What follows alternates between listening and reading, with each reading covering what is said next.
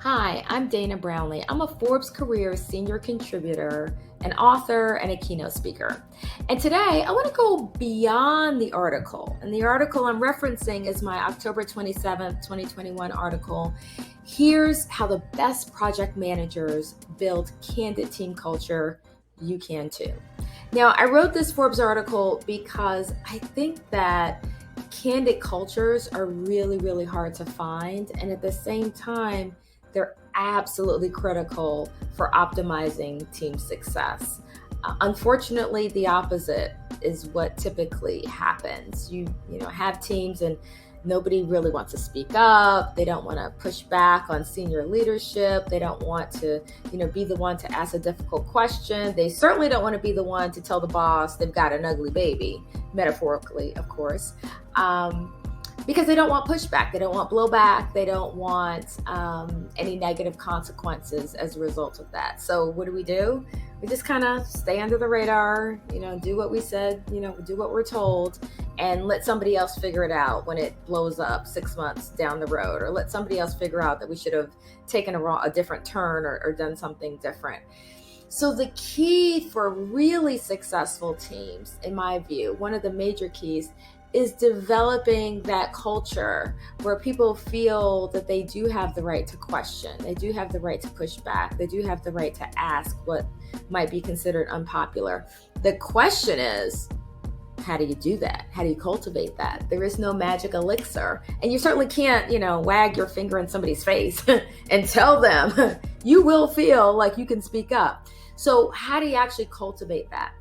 Again, no magic bullet, but here are 3 specific techniques that I've seen used over and over, and I think that they really are the key to success in this area.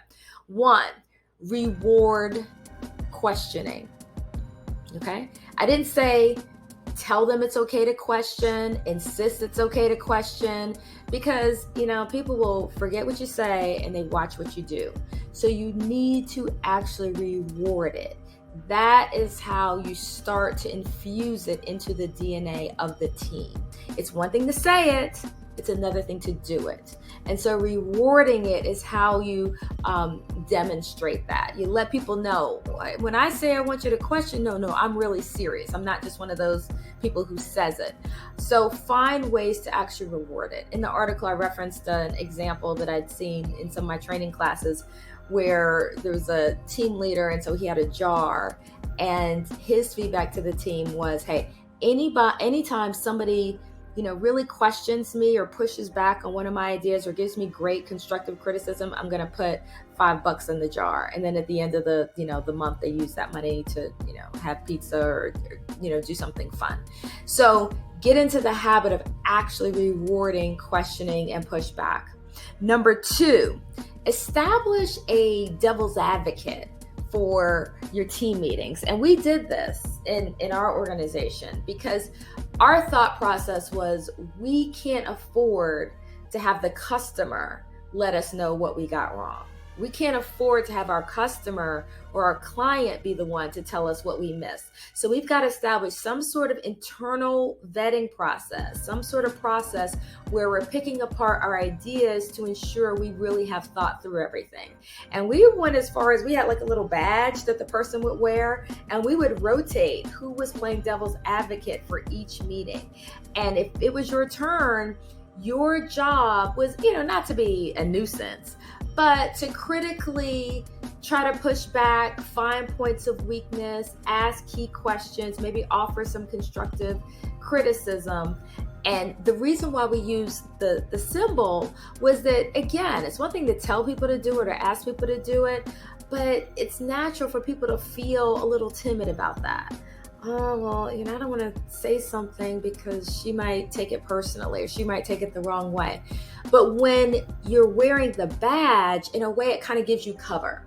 So people understand, hey, I'm not doing this really for me. I'm doing this because you all asked me to play this role. And so that worked really, really well for our team. In fact, it worked so well that I remember one meeting in particular, we were talking about something and the person who was playing devil's advocate wasn't really speaking up that much. And so we kind of like turned to them and said, you're not doing your job. Like, you're supposed to be critiquing us. So that can work really, really well. The last one is think about ending your kickoff meetings or major important meetings with anonymous feedback. One of the things that I would typically do when I worked as a project manager is when we were having those big meetings in the beginning, those kickoff meetings, I would typically end the meeting by saying, hey, I know we've covered a lot today. I'm so grateful, but I know there's still things that I don't know. And I know that there might be some potential risks out there, or there might be some things that are maybe bothering you a little bit, or things that you're worried about, but we maybe haven't voiced those. I want to surface those issues as early as possible so that we can try to address them. So I would have everyone complete an index card, which would read, I would ask them to finish this sentence. My biggest concern about our team's success is blank. And I would ask everyone to complete that card with whatever their concern was, and then on their way out to drop it in a bag that I had left in the hallway. And of course, if you're having this session virtually, there are ways that you could do that virtually, or you could send out an anonymous survey, etc.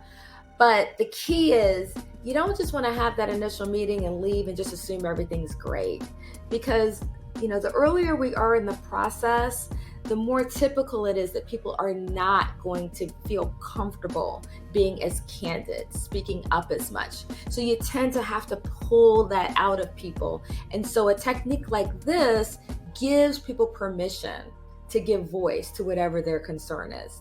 So those are 3 tips. I hope that you're going to use them to try to infuse that culture of candor into your teams. And I wish you the best of luck. If you like the video, please like and subscribe down below. Remember that my advice is always just that. I'm not representing any particular organization or business.